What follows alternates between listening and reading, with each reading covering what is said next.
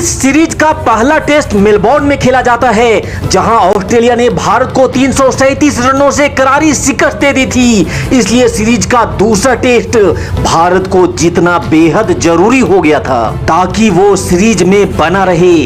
और जब ये मैच शुरू हुआ तो भारतीय टीम ने कंगारुओं को जकड़कर अपने वश में रखा था और तब इस मैच को हारता देख ऑस्ट्रेलियाई खिलाड़ी एक बार फिर से बेईमानी करने पर उतर आए थे। और ताज्जुब की बात तो ये थी कि इस बेईमानी में अंपायर भी कंगारुओं का भरपूर साथ दिए जा रहे थे। बेईमानी की इरादों से खेली गई इस शर्मनाक मैच का पूरा हाईलाइट वीडियो मैं आपको दिखाने जा रहा हूं। लेकिन आगे बढ़ने से पहले आपसे गुजारिश है कि इस वीडियो पे एक लाइक जरूर दीजिएगा और चैनल पे नए हैं तो सब्सक्राइब वाला बटन भी जरूर दबा दीजिएगा। सीरीज का ये दूसरा टेस्ट सिडनी के मैदान पर खेला जा रहा था, जहां ऑस्ट्रेलिया ने टॉस जीतकर पहले बल्लेबाजी करने का फैसला लिया। जहां भारतीय गेंदबाज आरपी सिंह ने उनके पहले ओपनर को 0 के स्कोर पर ही पवेलियन का रास्ता भी दिखा दिया था। अपने सलामी बल्लेबाज को खोकर ऑस्ट्रेलिया की टीम पूरी तरह से दबाव में दिख रही थी और इसीलिए कंगारू बल्लेबाज अब बेईमानी का इरादा भी बना चुके थे। गोंगली की गेंद पर रिकी पॉन्टिंग के बल्ले से एक बहुत बड़ा एज लगता है और विकेट के पीछे खड़े धोनी ने कोई गलती भी नहीं करी कैच लेने में। ये किनारा इतना बड़ा था कि इसकी आवाज दर्शकों के कानों तक भी गया होगा। लेकिन ताजुब की बात यह थी कि ना तो पॉन्टिंग क्रीज से हिले और ना ही अंपायर ने उन्हें आउट दिया। इसके बावजूद आरपी सिंह और हरभजन सिंह की बेहतरीन गेंदबाजी के चलते भारत ने ऑस्ट्रेलिया को 134 रनों पर ही 6 विकेट ढा दिया था। ये मैच तब पूरी तरह से भारत के पकड़ में था क्योंकि ऑस्ट्रेलिया का सिर्फ एक प्रमुख बल्लेबाज ही अब क्रीज पर बचा हुआ था। लेकिन यहां से आगे जो कुछ भी हुआ उसने इस मैच को क्रिकेट इतिहास का सबसे शर्मनाक मैच बना करके रख दिया। एंड्रू साइमंस जब 26 रन पर था तब एक बार फिर से ईशांत शर्मा की गेंद पर एज लेकर गेंद धोनी के दस्तानों तक जा पहुंचती है। भारतीय खिलाड़ी इस विकेट का सेलिब्रेशन तक कर चुके थे, लेकिन इस बार भी अंपायर के कानों में ना कुछ सुनाई दिया और ना ही आंखों से कुछ दिखाई दिया। और एंड्रू साइमंस भी खेल भावना को भूल क्रीज पर ऐसे खड़ा था मानो कुछ हुआ ही नहीं। अब भारतीय टीम ऐसे में करती भी तो क्या करती, क्योंकि उस समय डीआरएस रिव्यू सिस्टम भी नहीं था। और मुझे तो लगता है कि ऑस्ट्रेलिया की इसी बेईमानी को देखकर बाद में आईसीसी ने डीआरएस का नियम लाया होगा। खैर, यहां से मैच थोड़ा सा ही आगे बढ़ा था कि तभी अनिल कुंबले की गेंद पर धोनी ने बेहतरीन स्टंपिंग करते हुए साइमंस की गिलियां बिखेर दी। ये मामला थर्ड अंपायर के पास जाता है और तब लोग ये सोच भी नहीं सकते थे कि थर्ड अंपायर भी बेईमानी पर उतर आएगा, क्योंकि थर्ड अंपायर जो डिसीजन देता है वो रिप्ले में देख करके देता है। लेकिन यहाँ रिप्ले में भी साफ दिखा कि साइमंस का पैर पूरी तरह से हवा में था। इसके बावजूद उसे नॉट आउट करार दे दिया जाता है। भारतीय खिलाड़ियों के पास अब गुस्सा और क्रोध के अलावा कुछ बचा ही नहीं था। इतना सब कुछ होने के बाद अगर ये कोई क्लब क्रिकेट होता तो अब तक खिलाड़ी बेईमानी से तंग आकर के मैदान छोड़ चुके होते। अरे यार, माना कि अंपायर से गलती हो जाती है, लेकिन ये थर्ड अंपायर कौन सा नशा किए बैठा था जिसे रिप्ले में भी दिखाई नहीं दे रहा था। खैर, अभी तक जो हुआ वो काफी नहीं था।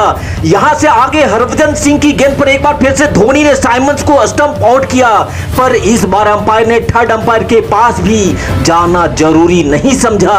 और जब रिप्ले में एक बार फिर से देखा गया तो एक बार फिर से साइमंस का पैर क्रीज से बाहर पाया गया। यहां एंड्रू साइमंस को बचाने के लिए अंपायरों ने मानो अपने आंखों पे पट्टी और कानों में रुई डाल लिया हो। अंपायरों के इसी सपोर्ट के कारण साइमंस ने 162 रन बनाते हुए ऑस्ट्रेलिया की पहली पारी को 463 रनों तक पहुंचा दिया था। और अब बारी थी टीम इंडिया की बल्लेबाजी की और यहां भी अंपायरों ने बेईमानी की हदों को पार करने में कोई कसर नहीं छोड़ा था। यहां ब्रेटली ने जाफर को बोल्ड तो जरूर किया, पर यह गेंद नो बॉल थी जिसे अंपायर ने एक बार फिर से अनदेखा अनदेखा कर दिया था। इसके बावजूद बीबीएस लक्ष्मण ने 109 रन, सौरभ गांगुली ने 67 रन और सचिन ने 154 रनों की बेहतरीन पारी खेलते हुए भारत को पहली पारी में 532 रनों तक पहुंचा दिया था। साथ ही 72 रनों की बढ़त भी ऑस्ट्रेलिया से ले ली थी। यहाँ एक तरफ जहां भारतीय टीम अपने मेहनत के दम पर लड़ रही थी,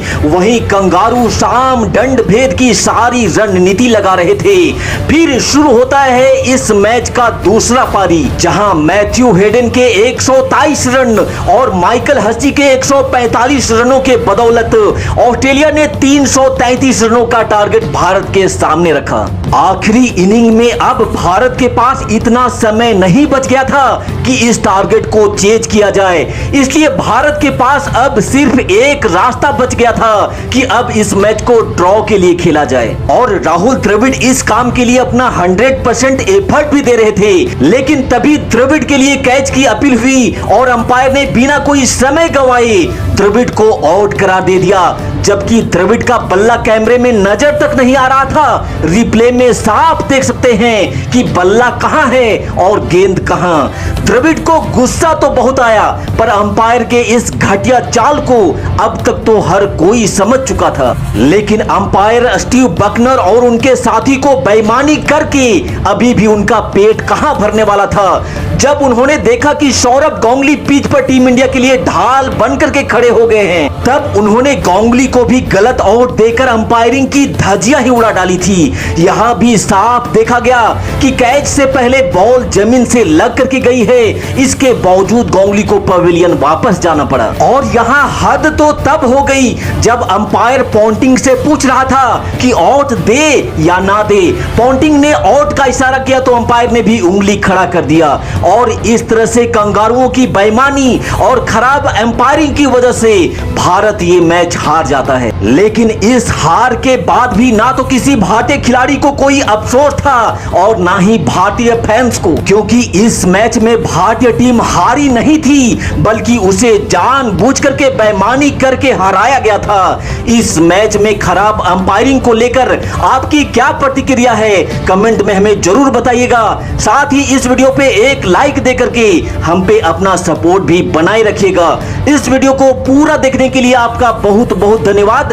आपका दिन शुभ हो।